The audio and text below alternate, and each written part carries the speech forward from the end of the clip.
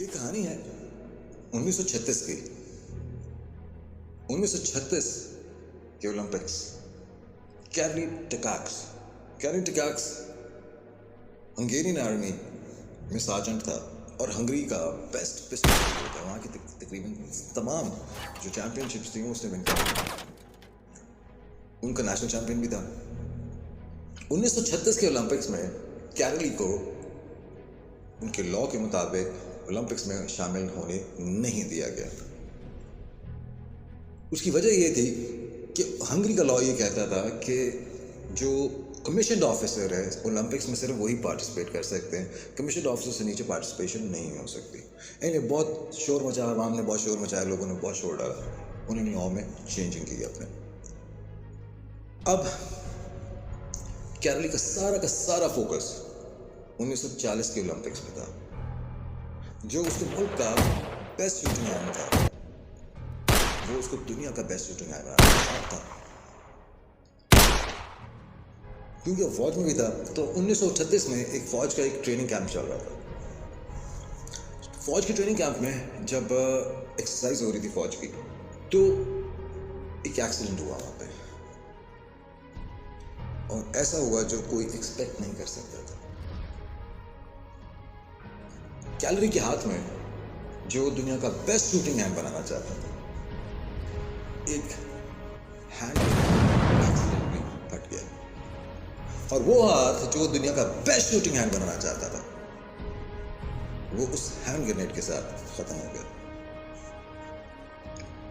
अब उसके पास क्या रास्ता है? जो था उस पर बैठ के रोए,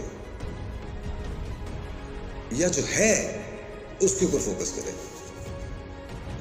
एनीवे, तकरीबन 1 महीने तक उसको इलाज हुआ वहां पे। 1 महीना इलाज होने के बाद वो 1 साल के लिए गायब हो गई।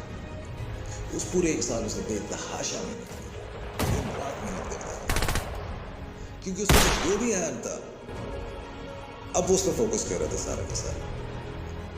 1939 में जब हंगरी के अंदर नेशनल चैंपियनशिप हुई, जब उसमें एकदम से कैलरी आ गई। जैसे कैलरी आता है तो सारे के सारे प्लेयर्स आए उसको मिलने के लिए, उसको गले लगाया, कहते हैं बहुत शुक्रिया तुम्हारे हमारी हौसला अफजाई करने के लिए, हम सपोर्ट किया तुम्हें। आपने, हालांकि you are not a player any more, तुम प्लेयर नहीं हो, मगर फिर भी थैंक यू सो मच तुम्हारे हमारी हौसला अफजाई के लिए। एकदम से कैलरी बोला, मैं यहाँ पे हौसला अफजाई करने के लिए नहीं आया हूँ, मैं तुमसे मुकाबला करने के लिए आया हूँ, तैयार हो जाओ। वहां पे जितने पार्टिसिपेंट्स वो अपने बेस्ट शूटिंग हैंड के साथ मुकाबला कर रहे थे, और कैलरी अपने ओनली शूटिंग, अपने ओनली हैंड के साथ कर रहा था। मुकाबला हुआ और वहां पे जीता कौन? The man with the only hand, calorie. अब इस चैंपियनशिप के बाद उसी साल 1939 में वो एक वर्ल्ड चैंपियनशिप भी जीता।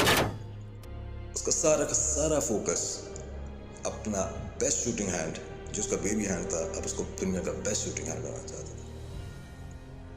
1940 का ओलंपिक्स कैंसिल हो गया, मंसूख हो गया वर्ल्ड वॉर की वजह से।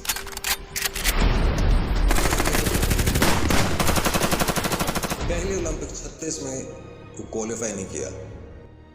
किस वजह से? वो कमीशन्ड ऑफिसर नहीं था। उसके बाद 1938 में जो हाथ वो बेस्ट शूटिंग हैंड बनाना चाहता था, वो हाथ नहीं रहा। अब 1940 का ओलंपिक्स, वर्ल्ड वॉर, उसने हिम्मत नहीं छोड़ी।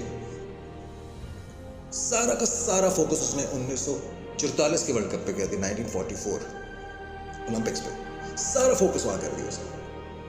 1944 के ओलंपिक्स भी कैंसिल हो गए। 1940 के ओलंपिक्स कैंसिल हो गए अगेन वर्ल्ड वॉर की वजह से। वो फिर भी मेहनत करता रहा। 34 साल उसकी उम्र हो चुकी थी। 1948 के ओलंपिक्स में कैलरी 38 साल का था। 38 साल का था, और उसको बाकी जो उसके शूटर्स थे उनके ऊपर ये बहुत बड़ा ड्रॉबैक था उसको, कि उसकी एज ज़्यादा थी। क्योंकि जब आप शूटर हैं, पिस्टल शूटिंग कर रहे हैं, तो आपके रिफ्लेक्सेस, आपकी आई साइट, ये बहुत ज़्यादा मैटर करती है। यंग एज के अंदर जो शूटर्स होते हैं वो ज़्यादा अच्छा निशाना बांध लेते हैं।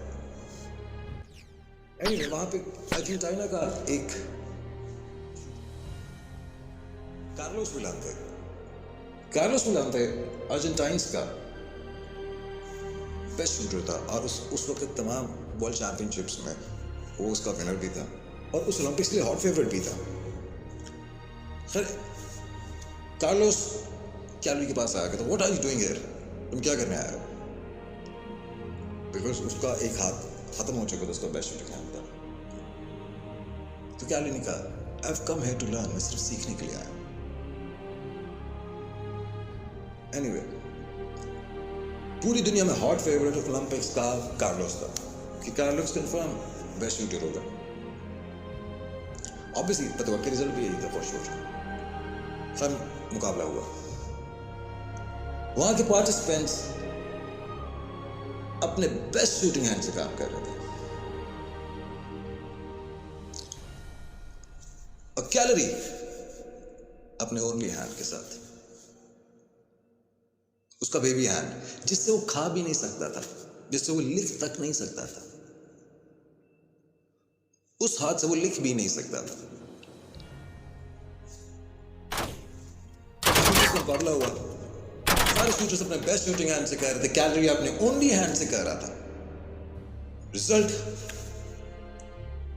Winner gold medal, the man with the only hand, calorie. उसने यहां पर भी मेहनत करना नहीं चाहिए। हो सकता था वो एक मेडल डालता, गोल्ड मेडल डालता, वो आगे चला जाता, पूरी जिंदगी उसको देखता रहता, क्योंकि उसने वो जो चाहिए था उसको मिल तो गया था। वो बेस्ट शूटिंग हैंड बनाना चाहता था, वो मिल गया था उसको। अब उस सारा फोकस 1948 के बाद 1954 के ओलंपिक्स पे कर दिया। 1948 के बाद 1952 के ओलंपिक्स में उसने कर दिया। 1952 में कैलोरी की एज 42 इयर्स थी।